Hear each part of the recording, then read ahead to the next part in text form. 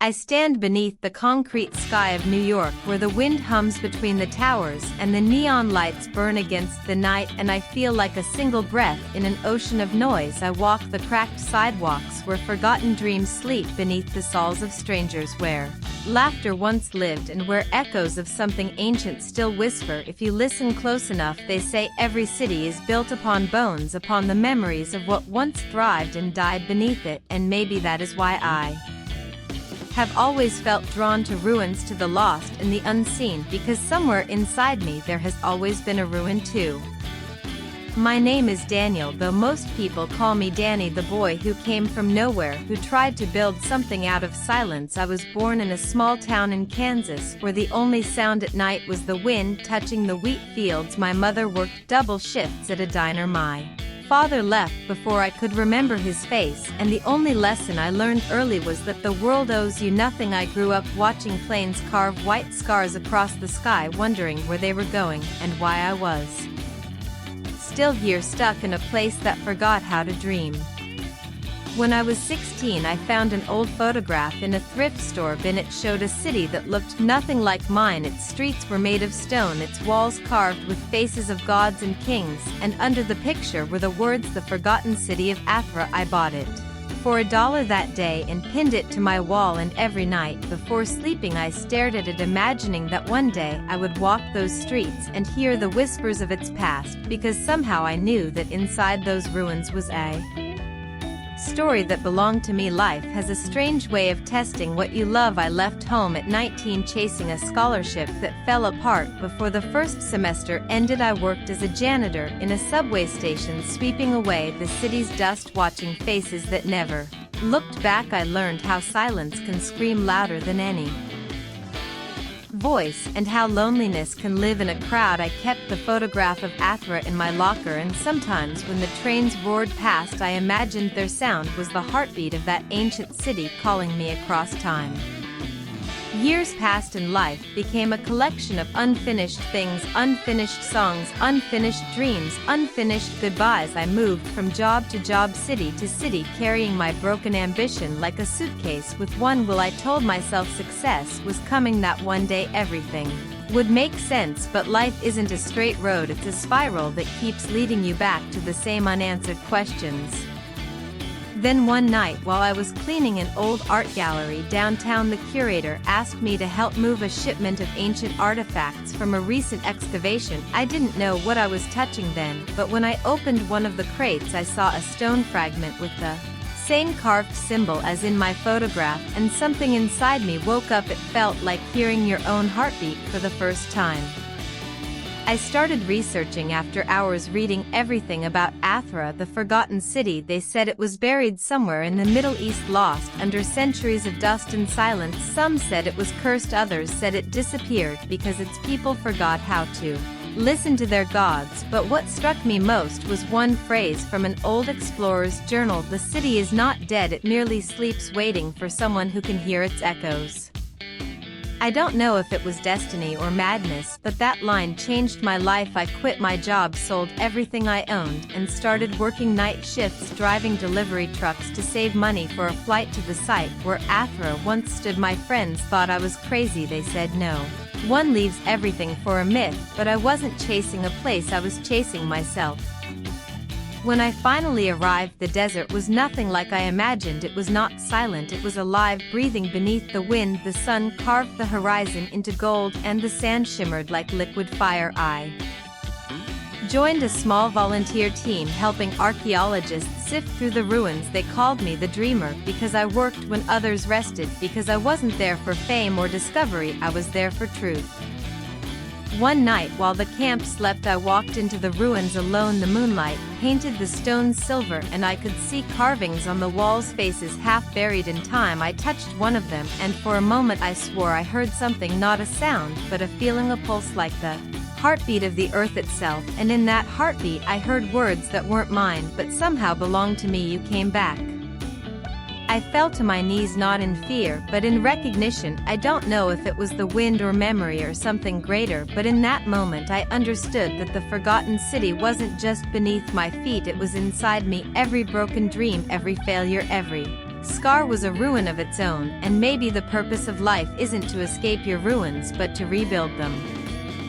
The next day the team uncovered a chamber deep beneath the sand. It was filled with murals of people holding light in their hands like they were carrying their own suns. I couldn't look away because I realized what they were trying to say, that the light you search for is always inside you, waiting for you to stop running and listen.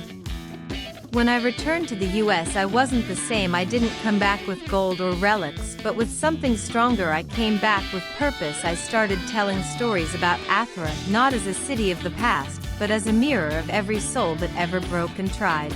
Again, I wrote about the echoes we carry, the voices of hope that never die, even when the world forgets them. I spoke in schools, shelters, prisons, anywhere someone needed to remember that they were not lost, just waiting to be found. People started listening. My videos reached millions, not because I was special, but because I spoke the language of struggle, of faith, of falling and standing again. I built a foundation called the Echo Project to help forgotten people in forgotten places rebuild their lives. I watched strangers find light in their ruins, and for the first time I understood what success really means. It isn't money or fame or recognition. Success is standing in the middle of your brokenness and saying, I am still here. Success is hearing the city inside you whisper you came back, and knowing that you never really left. Now when I stand on stage before crowds, or when I walk alone at night through the glowing streets of the city, I hear those echoes beneath the concrete sky. They remind me that every struggle is a seed, every tear is a river, and every lost dream is just waiting for someone brave enough to listen. And sometimes when the wind moves through the skyscrapers, it sounds almost like Athra calling, reminding me that no city, no soul, no dream is ever truly forgotten. There are moments in life when silence speaks louder than applause, when the heart becomes a compass pointing not north or south but toward purpose. I learned that when I came back from the sands of Athra carrying nothing but dust on my hands and a storm in my soul, the world called me brave, but I called myself lost, because finding the city was not the end, it was the beginning of hearing myself again. The city I returned to was the same New York that had swallowed my youth, its skyline still a forest of light, its alleys still echoing with the sound of people trying to be seen, and I walked among them feeling like a ghost that had found his body again. I carried my notes, drawings, recordings, all telling of the forgotten city, but what I really carried was the story behind the ruins, a story about pain, about falling, and about standing again even when everything inside you begged to stay down. I rented a small room near Harlem with cracked walls and a leaking sink, the kind of place where dreams either die or are reborn, and every night I sat on the floor with a notebook trying to translate what Athra had whispered to me. I started a small channel online, posting voice recordings of my thoughts, short stories about courage and loss, about people who had forgotten their worth, and the strange thing was people listened, maybe because my voice trembled like theirs, maybe because I wasn't selling hope, I was searching for it. Soon letters started arriving from strangers. One woman wrote that she had been planning to end her life until she heard my story. Another man said he listened to my words every morning before opening his small bakery in the Bronx. One child wrote that she wanted to become an archaeologist to find her own forgotten cities. I realized then that Athra was not a place, it was a reflection of everyone who had ever felt invisible and still dared to shine. But light comes with shadow. The more people listened, the more I felt the weight of their pain, their expectations, their need for healing. And sometimes when I turned off the camera, I sat alone in the dark, wondering if I was strong enough to carry all that. I was not a hero. I was a man who still woke up sweating from dreams of sand and silence, where the voices of Athra called my name, asking me to come back. One night I dreamed I was walking through the ruins again, only this time they were beneath the city streets of New York. I could hear subways rumbling above like thunder, but the walls around me were carved with the same symbols I had seen in the desert, and at the center stood a single stone door glowing faintly with light. I reached out and heard a voice say, to heal others you must return to where you were broken. I woke up crying, and I knew what I had to do.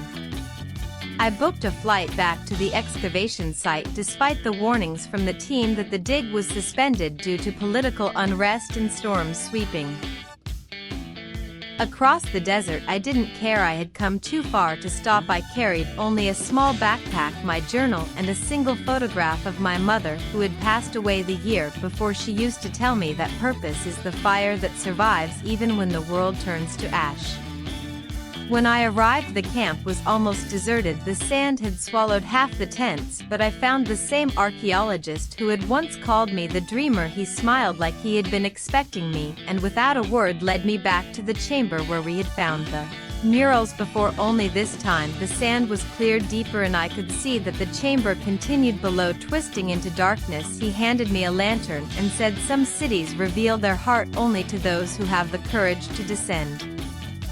I climbed down alone, the air heavy with dust and memory, and as I walked the light flickered, revealing carvings on the walls showing men and women kneeling before a pool of light, each holding their reflection in their hands, and underneath the symbols were words in a language I didn't know but somehow understood. The heart remembers what the mind forgets. I realized then that the ruins were not just stories, they were mirrors showing us who we were meant to become.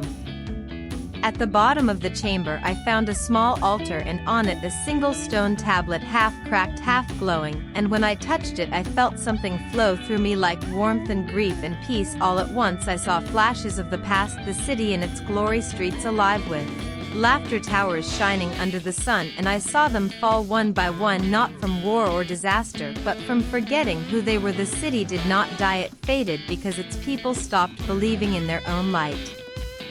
I stayed there for hours, maybe days, I don't know. Time didn't exist there, only truth, and when I came out of the ruins the storm had cleared and the horizon burned gold with morning light, and I knew what Athra had wanted to teach me, that every dream dies the moment we stop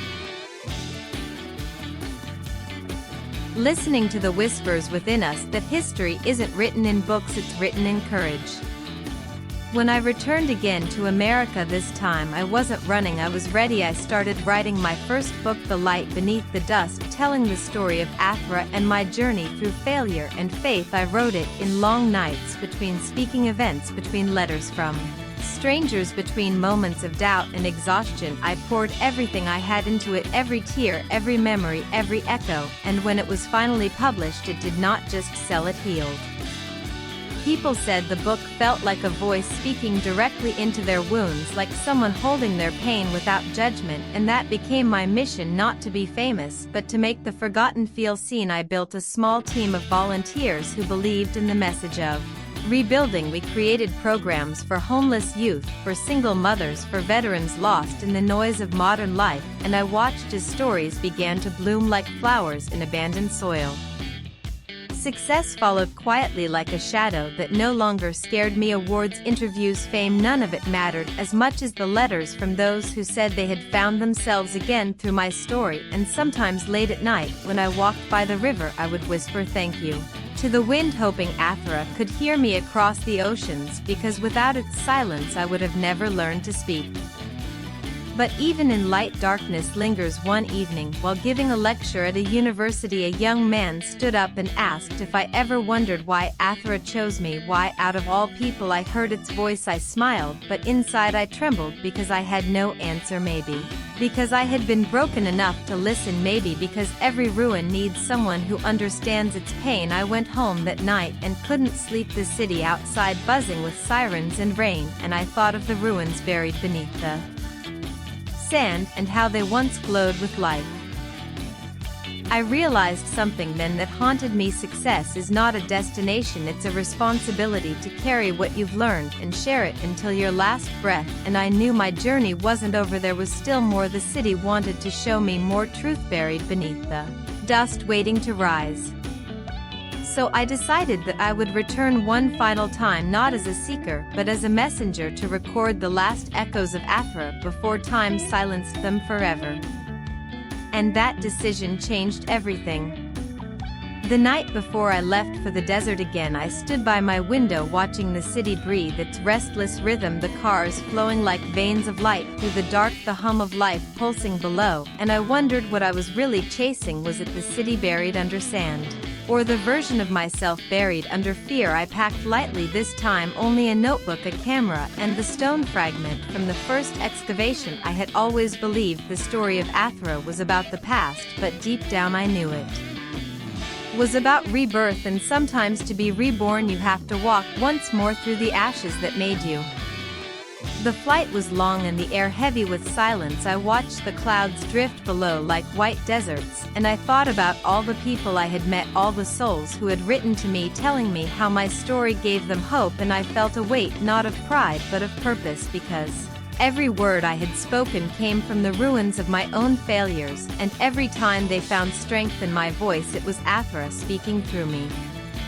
When I landed, the air smelled of dust and rain. The storm season had already begun, and the locals warned me the winds were fierce this year, but I didn't come this far to turn away. I joined a small convoy heading toward the excavation site. Though most of the researchers had left, there were still a few who remained believers in history's heartbeat, and as the trucks rolled over dunes, I looked out at the horizon and saw flashes of lightning painting the desert silver. It felt like the earth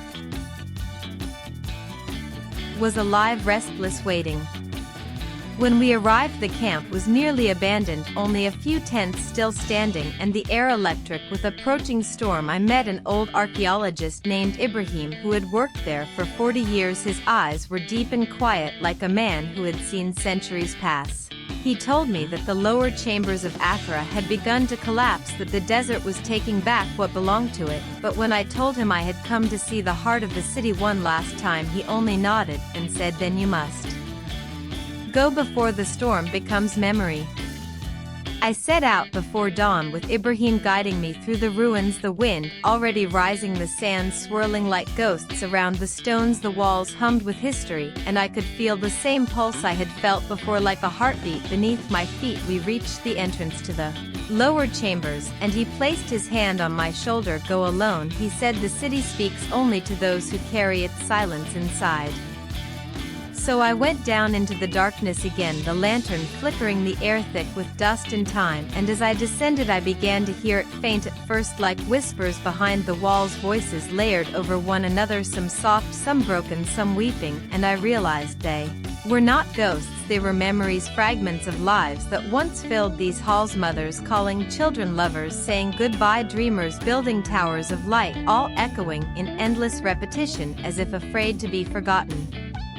At the bottom I found what I had been searching for, a vast circular chamber I had never seen before, its walls carved with thousands of names written in symbols glowing faintly like embers. Beneath ash in the center stood a great cracked mirror made of stone, polished smooth as water. I approached it and saw not my reflection, but the reflection of the city in its golden age, people walking through streets of marble, laughter filling the air, music rising like sunlight, and then I saw the fall, the light fading, the towers breaking, the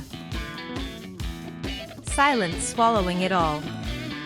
And then I saw myself standing among them as if I had always been there, a part of their story, not a visitor, but a witness, and the mirror began to tremble as if breathing, and I heard a voice deeper than thought, softer than air. "You were one of us, you carried our memory into the world, you became our echo." I fell to my knees, tears burning my face, because suddenly it all made sense. Every struggle, every failure, every dream I thought I lost had been leading me here. I was never searching for the city.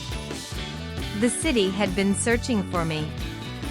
The wind outside grew louder like thunder inside stone. The storm had arrived and I knew the chamber would not hold much longer, but I could not move. The voice spoke again, "Take our light with you, let it live where we cannot let the forgotten remember." And from the mirror a single shard broke free, glowing with golden light. I reached out and caught it, and in that moment I saw everything the city had ever been and would ever be, its joy, its sorrow, its endless cycle of becoming and fading, and I felt it all merge within me.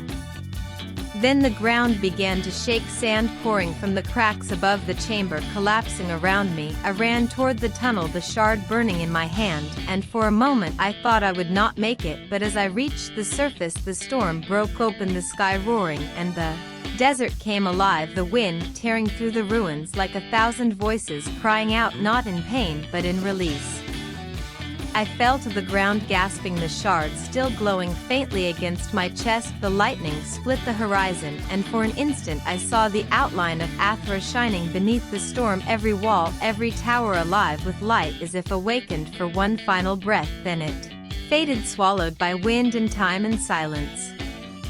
When I opened my eyes again, it was morning. The storm had passed and the desert was calm. Ibrahim stood beside me, his eyes wide in awe. He said he had seen the light across the dunes and that the ruins were gone, buried once more under the sand. I told him what had happened, but he only smiled and said, "Then the city has finally gone home." I held the shard close as we walked back to camp, and I realized it no longer glowed yet. When I placed my hand over it, I could feel warmth as if it still breathed within, and I knew it was not just stone, it was memory living inside me. I returned to America once more, but nothing felt the same. I walked through the city streets, hearing the hum of traffic and seeing faces lost in their own storms, and I understood that every city, modern or ancient, carries its own echoes. We are all ruins and rebuilders at once, and the light beneath the dust belongs to anyone brave enough to uncover it. I began to write again, not as a storyteller, but as a witness. The third book, called The Storm of Memory, became my confession, a tapestry of the past and the present woven together by what the city had taught me, that every collapse is an invitation to rebuild, that loss is not the end, but the beginning of remembering who we are meant to be. The book spread faster than I expected. People called it mystical, prophetic healing, but to me it was just truth spoken from the cracks of a forgotten soul. And as my voice reached more hearts, I realized my mission was no longer to tell the story of Athra, but to awaken the Athra within every human being who had ever been broken and still dared to rise. And sometimes late at night, when I walk by the riverside, the city lights reflecting like stars fall into earth, I can still hear it faint and far, like a heartbeat beneath the pavement, the whisper of the desert calling, reminding me that the story is not over, because as long as someone listens, the echoes will never die. There are some voices that never sleep. They move like rivers beneath the skin, like wind between forgotten walls, and even when the world turns away, they whisper softly through the cracks of silence, reminding you that truth once awakened can never be buried again. I hear that voice every morning when the sun breaks through the window and paints the city in gold. I hear it when the streets stir awake and the sound of footsteps becomes the rhythm of another beginning. It is the voice of Athra, the city that taught me that the light we lose is the same light we must learn to carry. After the storm, after the desert, after the silence, I returned, not as the man who went searching, but as the man who had found what could never be seen and yet could always be felt. I began to speak again, but this time not to inspire or to teach, but to remind the world to remember. I spoke in halls and on screens, in shelters and in prisons, in schools and under bridges, because I learned that wisdom does not belong to the rich or the educated, it belongs to the broken and the brave, the ones who fall and rise again even when no one is watching. The foundation we built, the Echo Project, grew beyond anything I had imagined. Small towns began to rise from despair. Youth who once believed they had no voice began to create art, poetry, music, telling their own stories of rebirth, of struggle, of hope. I traveled across cities and continents, not to preach, but to listen to the forgotten, to hear their ruins breathe again. In Detroit, I met a mechanic who had lost his family and said he felt like an empty shell. I told him about the storm in the desert and how I learned that emptiness is not absence but space waiting to be filled with purpose. He started a small repair school for kids who had dropped out and called it the Workshop of Light. In New Orleans, I met a blind street musician who said he could see the city through sound. I told him that Athra was a city that sang through silence, and he smiled, saying, "Maybe the world doesn't need more eyes, it needs more ears." He composed a piece called The Voice That Never Sleeps and played it at every gathering, reminding people that even darkness can hum with beauty. And then there was the girl in Chicago who stood in the crowd after one of my talks, her eyes full of fire. She said her name was Amara and that she had read every word I ever wrote. She told me she was building a digital archive of forgotten cities, preserving not their stones but their stories so the world would never forget again. I looked at her and saw in her the spark of Athra reborn, the next keeper of echoes. The years rolled like waves and the world began to change, not in grand revolutions but in quiet awakenings. People began to see beauty not in perfection but in scars. They began to understand that success was not the noise of applause but the peace that comes when your soul finally stops running. I watched all this unfold and still I felt the hum beneath it all, like a low eternal heartbeat, the same one I had felt in the sand beneath the ruins, reminding me that my time was not endless, that every messenger must one day return to silence. There were nights when I could not sleep, when I stood on rooftops staring at the stars scattered like memories across the sky, and I asked myself, what happens to a voice when it has said all it needs to say? Does it fade, does it rest, or does it become something greater? And in those moments I would hear it, faint and distant, the whisper that started it all, saying, "You are not done." Then one winter I received a letter from Ibrahim, the old archaeologist. He wrote that new tremors had shifted the desert again, and that for the first time in decades part of Athra's foundation had resurfaced, exposed by the wind and rain. He said it was as if the city itself was breathing again. He asked if I would come one last time to witness its rebirth, and I knew I had to go, not out of duty but out of love, because some stories deserve to be seen twice.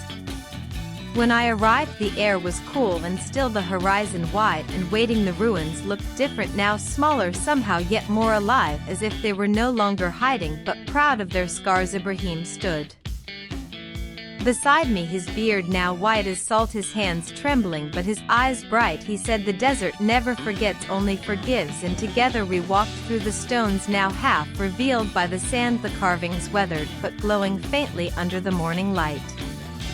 In the center of the site stood something I had never seen before, a circle of pillars, once buried now upright again, forming what looked like a gateway. And as I stepped inside, the air shifted, the sound of the wind vanished, and all I could hear was a low hum, like 1,000 heartbeats merging into one. I closed my eyes and felt warmth spreading through me, and then I heard it, the voice again, clear and endless, not from outside but from within. It said, "The voice never sleeps, it only changes form. It moves from stone to soul, from memory to word, from one heart to another, until all hearts remember."